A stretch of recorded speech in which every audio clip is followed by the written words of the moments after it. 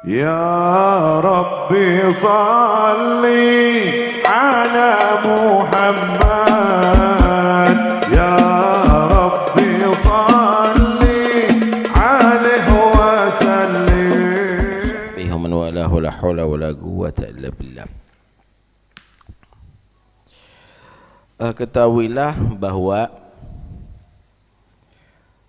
obat itu adalah dikonsumsi karena tujuan untuk mencari kesehatan. Bukan obat itu adalah murad bi'aini, tujuan utamanya, tapi untuk satu tujuan, yaitu sebagai wasilah, perantara untuk mendapatkan kesembuhan atau kesehatan daripada sakit. Begitulah amal-amal kita itu adalah bukan tujuan, itu seperti obat. Tujuannya adalah untuk memperbaiki hati, untuk memperbaiki rohani. Karena kesehatan rohani dan kesehatan hati itulah yang membuat manusia selamat sampai ada di akhirat. Illa man atallaha biqalbin salim. Gambarannya, kenapa kita disuruh menjadi orang dermawan, disuruh menjadi orang yang mengeluarkan zakat, membantu perhatian fuqara wal masakin? Pada hakikatnya Allah gak butuh dengan bantuan kita, karena Allah war-razzaq dzul quwwatil matin. Allah Maha memberi rezeki. Allah puji bagaimana orang yang bersedekah dalam Al-Qur'an, man dalladzi yuqridullaha qardan hasanan fudha'ifahu ad'afan katsira. Siapa yang mau memberikan satu bentuk seperti hutang yang Allah akan lipat gandakan bunganya nanti ada di akhirat. Wa ya'khudus sadaqat, sedekahnya kamu itu diterima oleh Allah Subhanahu wa taala. Mathalul ladzina yunfiquna amwalahum fi sabilillah kamathali habbatin ambatat sab'a sanabila fi kulli simbulatin mi'atu habbah wallahu yudha'ifu liman yasha. Banyak sekali pujian-pujian untuk sedekah. Kenapa memangnya Allah perlu dibantu dengan duitnya kita? Tidak. Itu semuanya adalah sama dengan seorang dokter menganjurkan kita minum obat karena melihat kita ada sakit, disuruh minum obat ini itu. Sama dengan diri kita ini ada penyakit syuh, penyakit bukhul, penyakit kikir, maka Allah mensifatkan obat yang jitu untuk penyakit kikir, sedekah. Dengan dikasih lagi pahala yang demikian, dilipat gandakan itu dan ini. Itu semuanya pada hakikatnya bukan tujuannya adalah untuk amalnya kita, tetapi untuk sehatnya kita daripada penyakit bukhul dan syuh. Karena itu Allah menyatakan wa man yuqa syuhha nafsi fa ulaika humul muflihun. Siapa orang yang dia tadi itu bisa terlindungi daripada penyakit syuh pada dirinya, maka itulah dia dinyatakan orang yang muflihun, orang yang beruntung, orang yang mujur. Karena itu jangan kita menjadi orang yang bodoh. Kadang-kadang berdebat, ada apa sih? Allah kan Maha memberi rezeki, kenapa saya harus mengeluarkan? Walau sya'allah la at'amahu. Allah kalau mau kasih dia makan. Sama dengan apa yang disebutkan dalam Al-Quran, wa idza qila lahum anfiqu mimma razaqakumullah qala alladziina kafaru lil ladziina aamanu an nut'imu man law yasha Allahu at'amah. Kalau sudah dikatakan, ayo infakkan daripada apa yang Allah telah berezekikan kepada kamu, berkata orang kafir kepada orang beriman, Kenapa kita harus ngasih orang yang jika Allah kehendaki juga dikasih makan dari rezeki oleh Allah? Biar Allah aja yang kasih rezeki mereka. Ini sama dengan orang yang punya penyakit, dianjurkan minum obat, tidak diminum obatnya. Ini orang yang bodoh. Allah tidak butuh dengan amal kamu. Amal kamu itu diperintahkan kamu beramal oleh Allah, berbuat taat oleh Allah, bukan untuk Allah tapi untuk diri kamu supaya sehat. Supaya sehat nanti ada di akhirat, supaya kamu tadi itu menjadi orang yang selamat. Nah,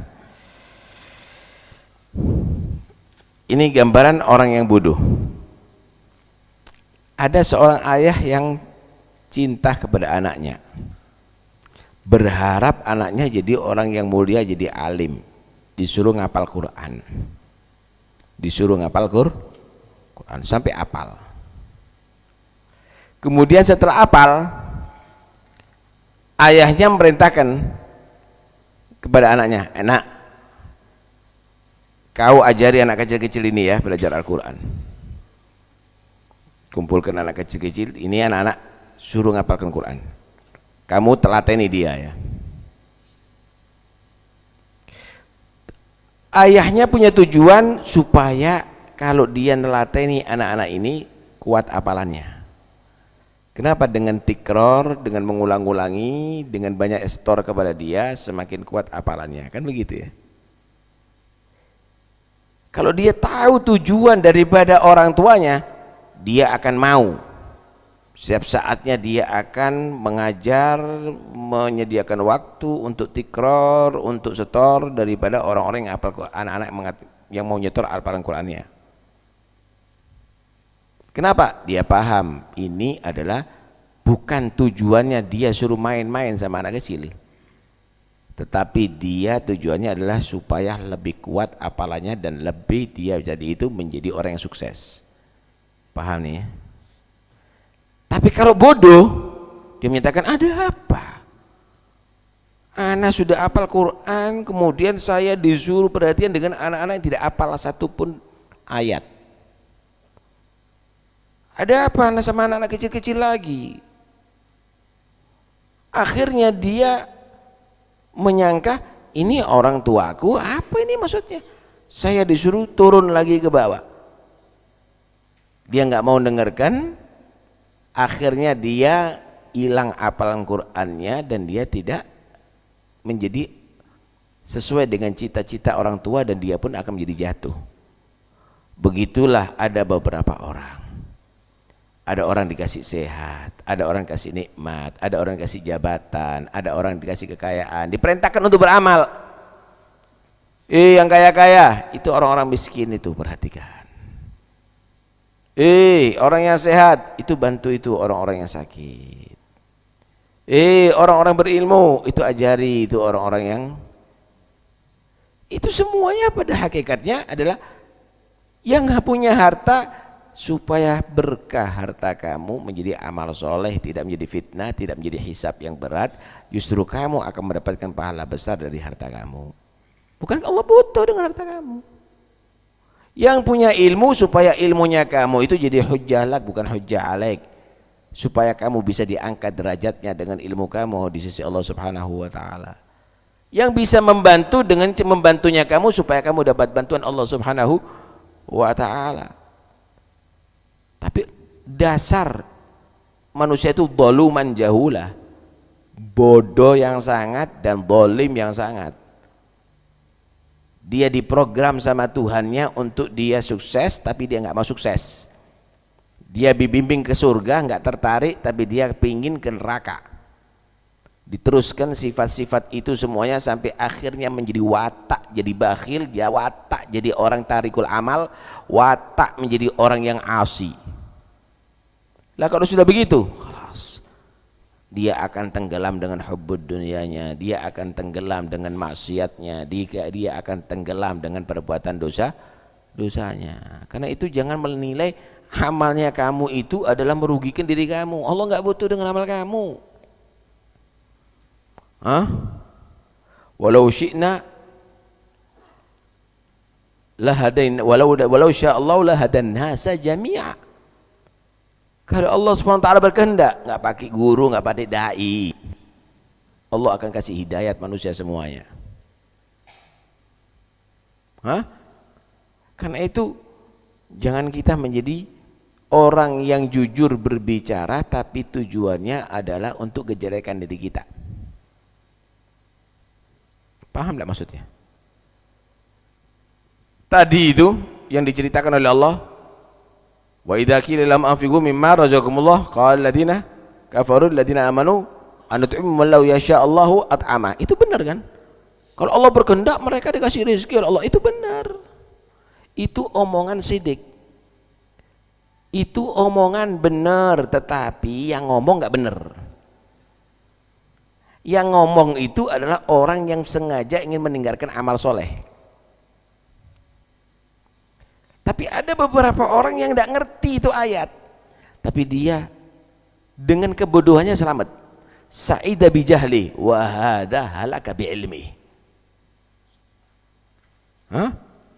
Ada orang itu sa'id bijahli, selamat karena dia bodoh. Masya Allah, dia memang suka membantu orang, padahal dia nggak tahu ayat-ayat itu tadi semuanya. Tapi dia dengan ilmunya ternyata dia menjadi orang yang celaka. Kenapa?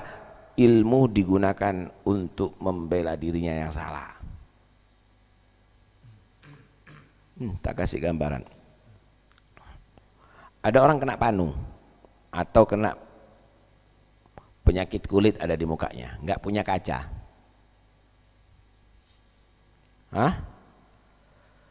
Kalau dokternya terus terang kamu itu sakit, mungkin dia akan menyatakan, apa? Anak sehat. Karena penyakit panu, penyakit kulit nggak terasa. Dia merasa enggak, anak sehat, anak dibilang sakit. Tapi dokter menganjurkan, udah, kamu harus membersihkan setiap hari dengan sabun khusus ini. Setiap hari 3 kali, atau 2 kali, atau 3 kali. Kemudian dia melaksanakan itu, insya Allah hilang panunya.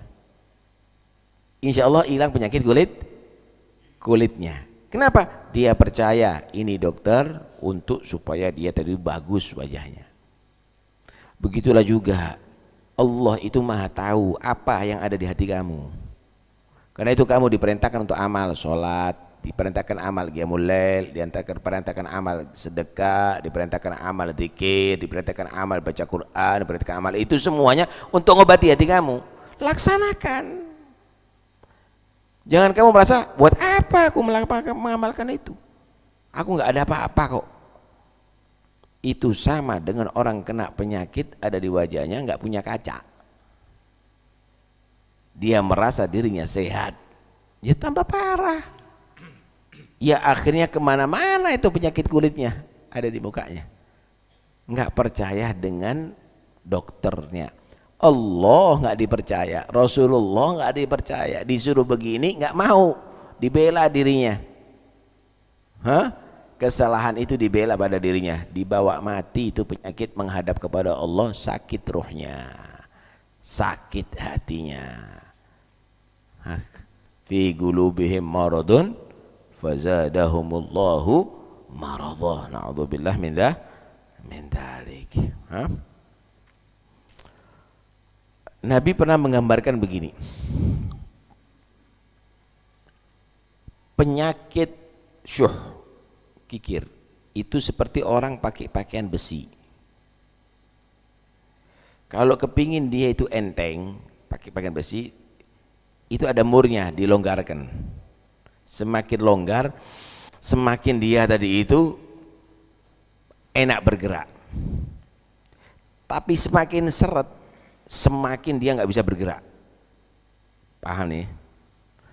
Di diri manusia itu ada penyakit syuh, pasti ada penyakit bukhul, cinta harta dan medit, kikir. Kalau kamu tadi itu kepingin longgar, sedekahkan harta kamu.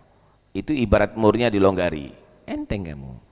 Mau sedekah, enteng. Ada orang fuqara masakin kasih itu dan ini, enteng jadinya. Tapi ketika kamu tadi itu sereti, semakin kamu seret, enggak, nolak, nolak, nolak. Itu sama dengan pakaian besi, itu semakin kamu puter bautnya semakin sempit, enggak bisa nafas, kemudian enggak bisa bergerak. Begitulah orang kikir. Semakin kikir, semakin kikir, semakin kikir. Senengnya malah kadang-kadang kalau dikasih. Udah punya duit banyak, dikasih sama orang duit, farhan. Jadi fakir lagi dia. Jadi fakir lagi dia. Bukan memberi, tapi yang lebih jahat daripada itu, merasa dirinya membantu dengan bantuan orang. Paham enggak ini? Merasa dirinya membantu, tapi dengan kebaikan orang.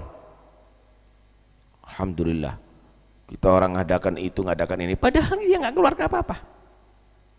Nih contoh saya misalnya, ada hall, kita buat hall itu, siapa yang buat? Dong itu nggak mengeluarkan apa-apa, orang lain itu yang baik, inti cuma bagi penyalur aja.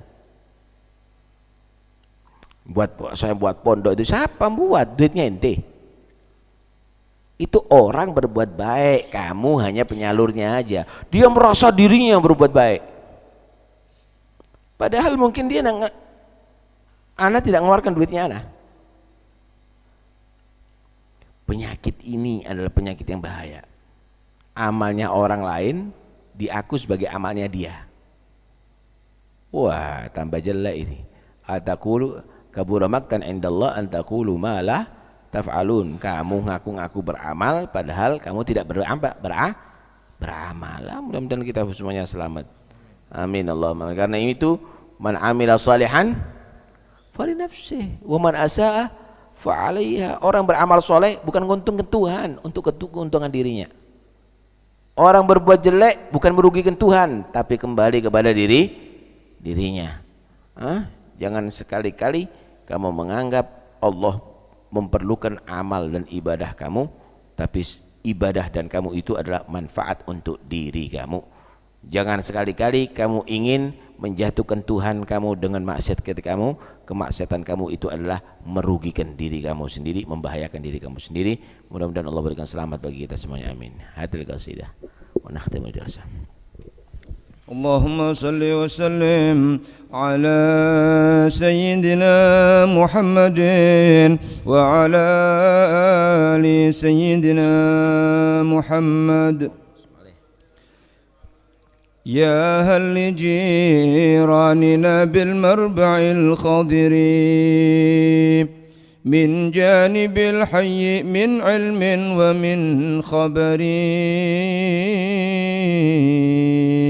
بما نقاسيه من وجد ومن حزن ومن شجون ومن شوق ومن سهر ومن توجع أخشاء ومن قلق ومن دموع من الأجفان كالمطر لو كان عندهم علم لربما رقوا لذي سقم مشف على الخطر بعد المزار وقرب الدار من عجب فعجب لصب على الحالين مصطبر لا باختيار ولكن حكم مقتدر ماض على العبد من نفع ومن ضرر رضا وإلا فصبر للإله على أقداره فهو أهل الحمد والخيار فيا نسيمات نجد احملي خبرا إلى الأحبة مهما جزت في السحر وبلغيهم تحيات ممسكتان تهدى إليهم مع الآصال والبكر واستطلعي علم أسرار قد استترات عني وظني أن العين كالأثر فليت شعري هل سعدى تساعدني بوصلة الشمل من قبل انقضاء الأمور وهل جرى قدر بالوصل في قدم والأمر والشأن سبق الحكم والقدر يا صاحبي أنت في لهو وفي لعب ماذا تريد بوصل الغاني الخافر محجب وجهه بدر وترته ليل وقامته كالمائس النضر وقد فنيت وولى العمر أكثره في غير شيء وهذا غاية الخسر وأقبل الشيب مع ضف وما كبر وما الهوى بعد مس الضعف والكبر فارجع إلى الله في سر وفي علن واترك هواك وهيئ الزاد للسفر فقد دنا سفر لا بد منه إلى قبر وبعث وحشر الروح والصور وموقف فيه كم هول وكم كرب وفيه وزن وممدود على سقر وفيه خوض طهور الماء عاطره للمصطفى سيد السادات من مضري محمد خاتم الرسل الكرام ومن أتى من الآيات أتى من الله بالآيات والسور وخصه الله بالفضل العظيم وبالذكر الرفيع وبالأخلاق والسير. اللهم صل أفضل صلاة على أسد مخلوقاتك سيدنا محمد وعلى آله وصحبه وسلم عدد معلوماتك ومداد كلماتك كلما ذكرك وذكر الذاكرون وغفل عن ذكرك وذكره الغافلون. اللهم صل أفضل صلاة على أسد مخلوقاتك سيدنا محمد وعلى آله وصحبه وسلم عدد معلوماتك ومداد كلماتك كلما ذكرك ذكر الذاكرون وغفل عن ذكرك وذكره الغافلون. اللهم صل أفضل صلاة على أسد مخلوقاتك سيدنا محمد وعلى آله وصحبه وسلم عدد معلوماتك ومداد كلماتك كلما ذكرك وذكر الذاكرون وغفل عن ذكرك.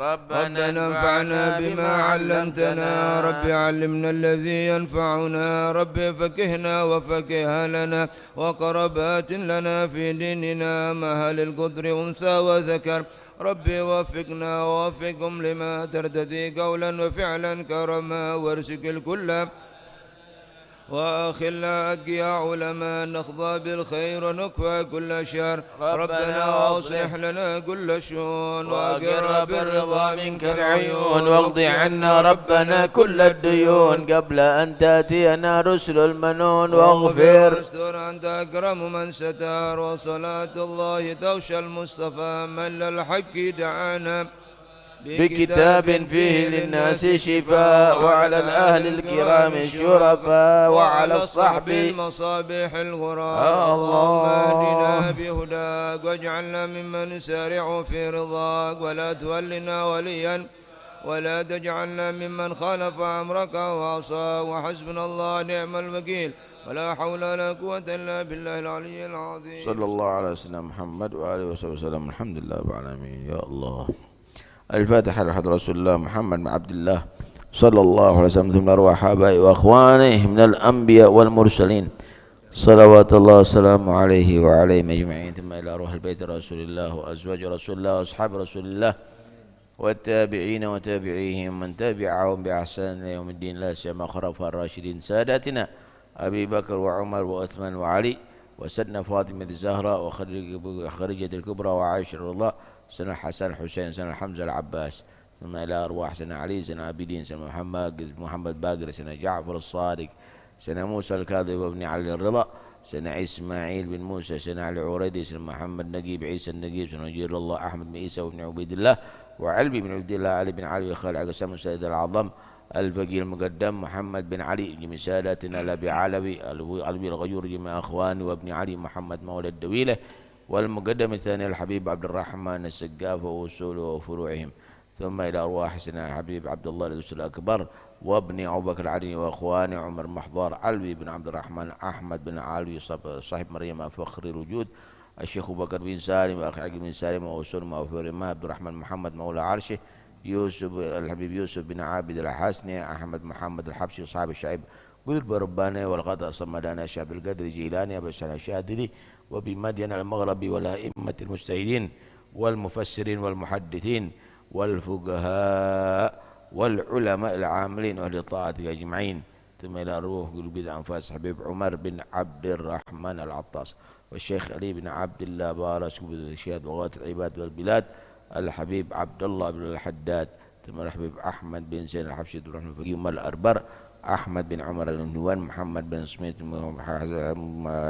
عمر بن سميت، أحمد بن عمر سميت، حسن بن صالح البحر، عبد الله بن طاهر وأخي طاهر، عبد الله بن علي بن عبد الله بن عمر الصافي، عمر بن سقاس بن سقاس، أبو بكر بن عبد الله العطاس بن مالي، علي بن محمد بن حسين الحبشي، ثم الحبيب عيدروس بن عمر الحبشي، علي بن حسن العطاس، ثم أحمد بن حسن العطاس شيخا بن علي السقاف، أحمد بن عبد الرحمن السقاف وابن الحبيب عبد القادر بن أحمد السقاف، محمد بن هادي السقاف، عبد الله بن رشاتي بن حسن وسالم وأخوانهما، ثم إلى أولياء الكريم جمعين كنا حلت رواحهم من مشارق الأرض إلى مغربها، خصوصا أولياء صلاح هذه البلدة، ثم إلى أرواح أولياء التسعة، ثم الحبيب حسين بن أبو بكر بن حبيب حسين بن أبو بكر العيدروس، عبد الله بن مسلم العطاس، أحمد بن عبد الله بن طالب بن عاطس بن علي، ثم إلى الحبيب محمد بن طلال الحداد وجميع أولاده خصوصا علوي وحسين، ثم إلى الحبيب علوي بن علي الحبشي، ثم إلى الحبيب عبد القادر بن علوي السقاف صاحب طوبان، محمد الشيخ بابقي، محمد بن عبد بكر بن يحيى، محمد بن أحمد المحضار، محمد بن عيدروس الحبشي، محمد بن حسين العادروس، عبد الله بن الحداد، ثم إلى الحبيب صالح بن مسلم الحامل وعبد القادر بن الفقيه بن عبد الله، ثم إلى الحبيب هادي بن صالح بن علوي السقاف مع إخواني صاحب الحضر المقام الحبيب جعفر بن السقاف سيد الوالد بن السقاف وأصولهم وفرعهما، ومن حضر في هذا المجلس سابقا ولاحقا مشربه الكرامة شرق أبنية مشرب أبنية مشرق التوحيد أحمد بن مشهور الحداد، ومن حضر في هذا المجلس سابقا ولاحقا ووالدينا ووالديكم ووالدنا ووالدكم ووالد المسلمين من حجة الإسلام بحامد محمد بن أحمد الغزالي، وبركاتهم وأسرارهم وأنوارهم، وزقنا وإياكم علوما نافعة وأذن وآذان سامعة وقلوب واعية، وأن الله سبحانه يجعل علومنا حجة لنا لا حجة علينا، وشاهدة لنا لا شاهد علينا، ويرنا الدنيا كما راها لعباده الصالحين يا رب العالمين، ويجعلها في أيدينا لا في قلوبنا، وأن الله سبحانه وتعالى يرزقنا وإياكم التخلق بأخلاق الحسنة، ويفرق قلوبنا الأخلاق الذميمة والسيئة، ويجعلنا وإياكم من الأخيار الصالحين، واحفظنا وإياكم من الشياطين واجعلنا من فتنة الدنيا سالمين وفي أخرى الغافرين وعلى هدينا يكون الصالحة ومن السلف ومن الآباء ومن الصالحون وما نوى صاحب الوقت وإمام الزمان في مثل هذه الساعة والمناسبة نويناه أما قصده قصدنا وما طلبه طلبنا وإلى حضرة النبي محمد الفاتحة. بسم الله الرحمن الرحيم الحمد لله رب العالمين الرحمن مالك يوم ولا نستعين صراط المحضر من الضالين آمين. ربنا تقبل منا إنك أنت السميع العليم وتب علينا إنك تواب رحيم وارحمنا يا أرحم الراحمين واغفر لنا يا خير الغافرين. صلى الله على سيدنا محمد الحمد لله رب العالمين. طالما أشكو غرامي يا نور الوجود